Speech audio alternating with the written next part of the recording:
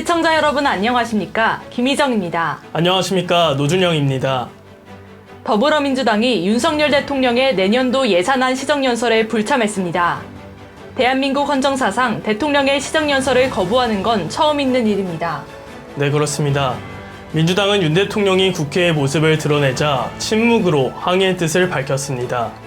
이들은 본회의장에 입장도 하지 않았을 뿐더러 윤 대통령이 연설하는 동안 별도의 의원총회를 열었습니다. 조의영 원내대표는 원내대책회의에서 마치 시정연설에 참여하지 않는 것이 특권이라도 되는 것처럼 정치사항과 연결지어 보이콧을 선언하는 것은 부적절할 뿐만 아니라 국회의 법상 책무마저도 버리는 행태라고 비난했습니다. 반면 이재명 대표는 정부와 여당이 야당을 말살하고 폭력적 지배의지를 드러낸다면 이제 우리는 맞서 싸울 수밖에 없다며 국민과 함께 끝까지 싸우겠다고 의지를 드러냈습니다. 이 시각 주요 뉴스입니다.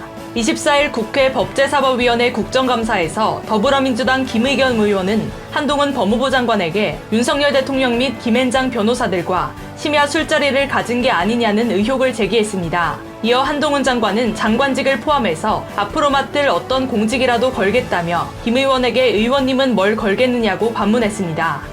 김범수 카카오 창업자 겸 미래 이니셔티브 센터장이 거의 전 국민이 사용하는 서비스에 대해 이용자들에게 서비스 불편을 드린 점 진심으로 사과드린다고 밝혔습니다. 이어 김 센터장과 함께 과학기술방송통신위원회 국정감사에 증인으로 출석한 이혜진 네이버 글로벌 투자 책임자와 최태원 SK그룹 회장도 사과했습니다.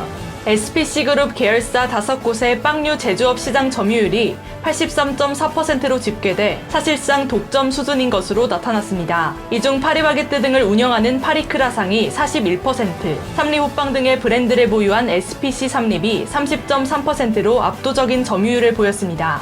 24일 서울 양천경찰서에 따르면 지난 19일 서울의 한 임대 아파트에서 숨진 40대 탈북민 여성 A씨가 백골 상태로 발견됐습니다.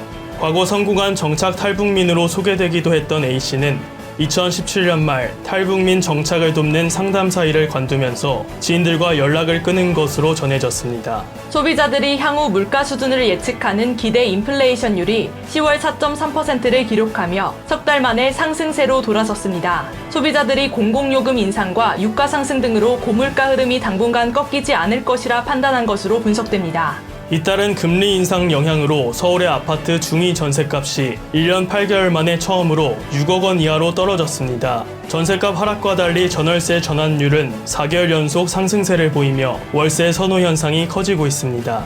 우크라이나와 전쟁 중인 러시아는 우크라이나가 더티밤을 제조해 이를 사용할 가능성이 있다고 거듭 공세를 펼쳐왔습니다. 러시아의 주장에 대해 북대서양 조약기구 나토가 허위 주장이라고 일축하며 러시아가 이를 긴장 고조를 위한 구실로 삼아선 안 된다고 전했습니다. 최근 결혼한 피겨 여왕 김연아와 그룹 포레스텔라 멤버 고우림이 서울 동작구 흑석동에 신혼살림을 차린 것으로 알려졌습니다. 고급 빌라 마크1스의 약 74평은 지난해 11월 43억 원에 거래된 바 있는데 현재 호가는 85억 원 수준입니다. 각국의 코로나19 방역 지침이 풀리면서 해외여행을 떠나는 이들이 급증하고 있습니다. 네, 그렇습니다. 인터파크에 따르면 10월 1일부터 22일까지 3주간 자사의 해외 항공권 발권 인원이 전년 동기에 비해 1336.3% 급증했는데요. 지난달 같은 기간과 대비해선 74.9%가 늘었습니다.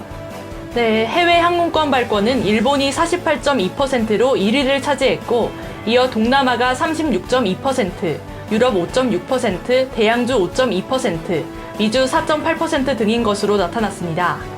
일본행 항공권 발권은 지난달보다 589.3% 급증해 유일한 100단위 증가율을 보였습니다. 11일부터 일본의 외국인 무비자 개인여행 전면 허용과 엔저 효과가 영향을 미친 것으로 분석됩니다. 이 시각 주요 뉴스였습니다. 오늘 영상이 유익했다면 구독과 좋아요 눌러주시기 바랍니다. 지금까지 노준영, 김희정이었습니다.